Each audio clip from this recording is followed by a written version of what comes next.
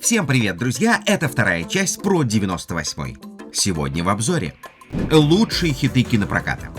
Легенды рока в Москве. Футбол со странной тактикой. Грандиозный скандал в Белом доме. Узнаем, кто отжал Rolls-Royce. Ужасающий финансовый кризис и забастовки. Это и многое другое прямо сейчас.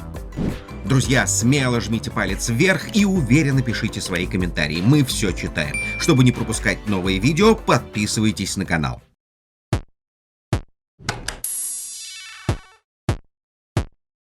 Спорт всегда любили в нашей стране, но в 98-м болельщики были не на шутку раздосадованы. Сборная России по футболу словно издевалась над всеми и выбрала назло своим фанатам сомнительную тактику проиграть всем. Этой тактики футболисты старательно придерживались. Не хочется вспоминать о грустном, ведь это так соответствует ситуации сегодняшнего дня, только с одной оговоркой.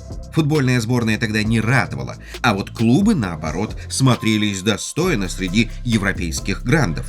Но прошло каких-то 20 лет, и наши клубы стали играть так же, как и сборная. Как говорится, ни огня, ни жара, ни задора. Зато настоящий огонь не заставил себя ждать и проявился совсем в другой сфере. Грандиозный скандал, Билл и Моника, история измены, истинное лицо президента. Заголовки американских газет не стеснялись в выражениях и словно соревновались друг с другом в эпистолярном жанре. А началось все с пустяка. Молодая девушка поделилась со своей подругой интимными подробностями встречи с одним мужчиной, а подруга взяла и записала всю эту историю на диктофон. Не подруга, а золото. Когда запись была обнародована, случилось то, что не могла представить себе в самом страшном сне первая леди Соединенных Штатов Хиллари Клинтон. Оказалось, что этим обыкновенным мужчиной, героем-любовником, был никто иной, а действующий президент США, демократ Билл Клинтон. Это была настоящая информационная бомба. Конгресс, журналисты, юристы, общественники, феминистки мгновенно заклеймили Клинтона позором и раздули из вроде бы банальной истории скандал планетарного масштаба. В истории Билл Клинтон больше всего запомнится, к сожалению, не как талантливый политик. Пламя бушевало и в России. Rolling Stones в Москве. На грандиозное шоу постаревших рокеров собираются те, кто в золотые времена зенита славы коллектива даже не родился на свет, и те, кто слушал роллингов в магнитофонных записях в Советском Союзе.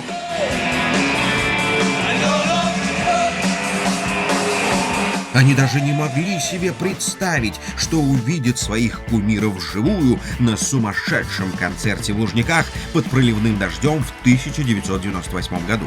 Для многих этот концерт стал глотком свежего воздуха, поэтому кому какое дело, сколько лет музыкантам. Их голоса так же проникновенны и чисты, как в молодости. Rolling Stones — неувядающие и не стареющие рокеры, победившие время. Гавана. Солнечный январский ясный день. Многокилометровые живые коридоры кубинцев ликуют и встречают папу Иоанна Павла II, передвигающегося по улицам столицы Кубы в специальном бронированном автомобиле. Впервые после победы революции 1959 года католической Кубе, превратившейся в коммунистическую, разрешили верить во что-то другое, кроме торжества коммунизма во всем мире. Этот визит навсегда вошел в историю как диалог мнений, взглядов и убеждений, а папа Иоанн Павел II совершил самую известную мессу на площади революции в присутствии миллиона кубинцев. Мир кинематографа в 1998 году бурлил как никогда. Сколько неповторимых бестселлеров, сколько незабываемых фильмов вышли в прокат, только успевай смотреть. А картины действительно были как на подбор. «Блейд» — фантастическая история про получеловека-полувампира, который объявил войну кровососущим злодеям. Захватывающий сюжет, спецэффекты, музыка и кровавые схватки. Что еще нужно картине, чтобы стать успешной? Мы ответим на этот вопрос. Не хватало только одного — Джеки Чана. Именно он стал звездой яркого боевика «Час пик», который с успехом прошел в прокате по миру. Джеки Чан не просто каскадер и мастер боевых искусств. Он настоящий гипнотизер зрителей. Смотришь в экран, и невозможно оторваться от обаяния и таланта актера. Если и оторваться, то только на секундочку взять и заскочить в соседний зал, в котором идет мультипликационный фильм «Мулан». О, это китайская сказочная история. Сколько юных поклонников ты получила тогда. Миллионы детских сердец переживали за судьбу юной героини Мулан, восхищались ее подвигами, радовались шуткам маленького дракона Мушу, который стал самым потешным драконом всех времен и народов. Но, пожалуй, самым смешным фильмом в 1998 году стал французский киношедевр «Такси» режиссера Жерара Пиреса по сценарию знаменитого Люка Бессона. Лента стала такой успешной, что было принято решение снять продолжение приключений таксиста-гонщика Даниэля и его напарника полицейского Эмильена. Ну а компания Peugeot получила роскошную рекламу. Автомобили этой марки стали прекрасно продаваться, и все благодаря волшебной силе искусства кино. Кино действительно великая сила, особенно когда его снимают талантливые и влюбленные в свою профессию и кинематограф режиссеры. К примеру, такие как Гай Ричи. Этот британский мастер создал свой неповторимый жанр и стиль, жанр авантюрного криминального боевика с плохими парнями в главных ролях, которым действительно сопереживаешь. Фильм «Карты, деньги, два стола» стали культовой киноисторией о жизни простых парней и криминала Великобритании, а заодно прославил режиссера на весь мир. Фильмы ужасов в 1998 году продолжали активно пугать зрителей. Достаточно сказать, что известный мировой кинохит «Звонок» появился именно в 1998-м. Говорят, что многие впечатлительные школьницы после просмотра «Звонка» не подходили к телефону месяцами, чем ужасно злили своих родных. Отдельно хотим отметить фильм известного режиссера Стивена Спилберга «Спасти рядового Райана». Тяжелый, но правдивый фильм про войну, про горе, про испытания, про лучшие человеческие качества, благородство и самопожертвование затронул души людей. Фильм, заставивший посмотреть на человеческую жизнь совсем с другой стороны. 5 премий «Оскар» и признание зрителей всего мира. Военная драма «Спасти рядового Райана» по праву вошла в список 100 лучших фильмов мирового кинематографа. Хорошего человека можно определить по его подпискам на YouTube. Наш канал есть в подписках? Отличный человек.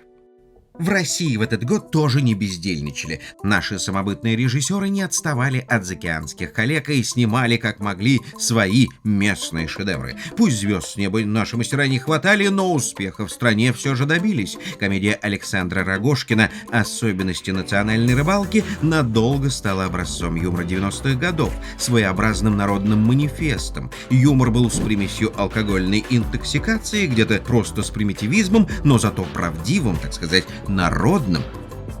За картину «Сибирский цирюльник» режиссер Никита Михалков даже получил государственную награду. Она намного милее сердцу, чем какой-то там заокеанский «Оскар». Никита Сергеевич — настоящий мастер, тонко чувствующий время. Он как никто понимал, что народу и власти нужно показывать.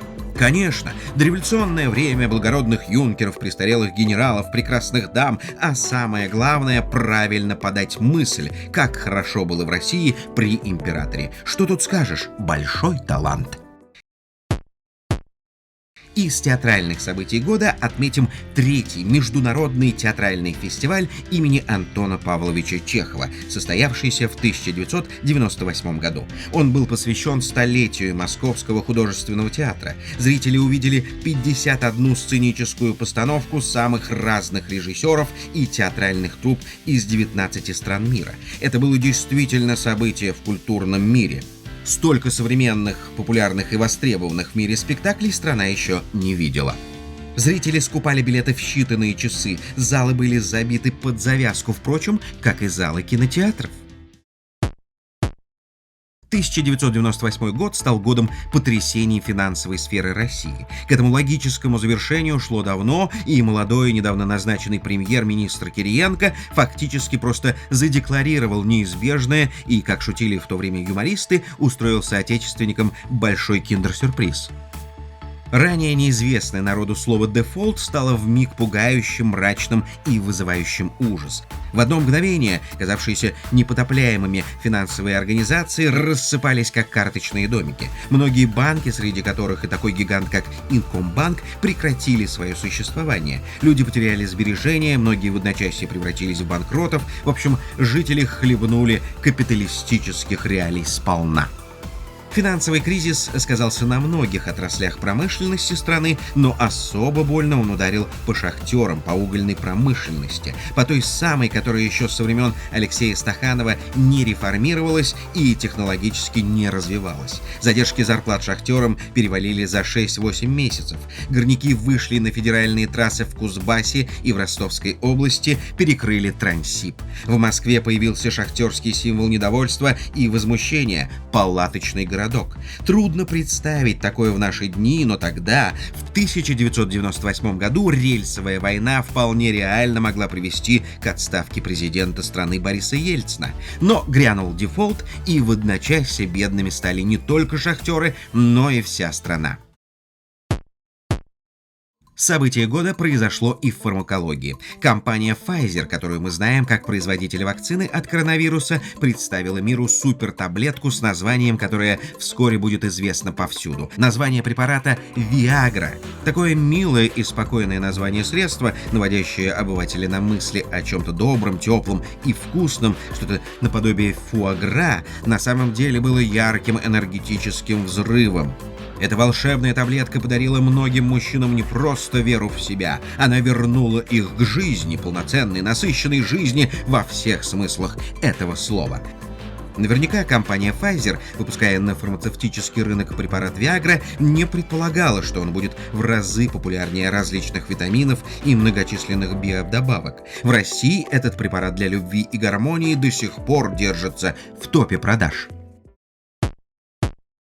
Мы привыкли, что в 21 веке глобальные мировые производители правят потребительский бал на планете Земля. Известные американские бренды производятся на фабриках и заводах в Китае, немецкие где-то в Сингапуре или Филиппинах, а японские собираются на конвейере в Бразилии или Аргентине.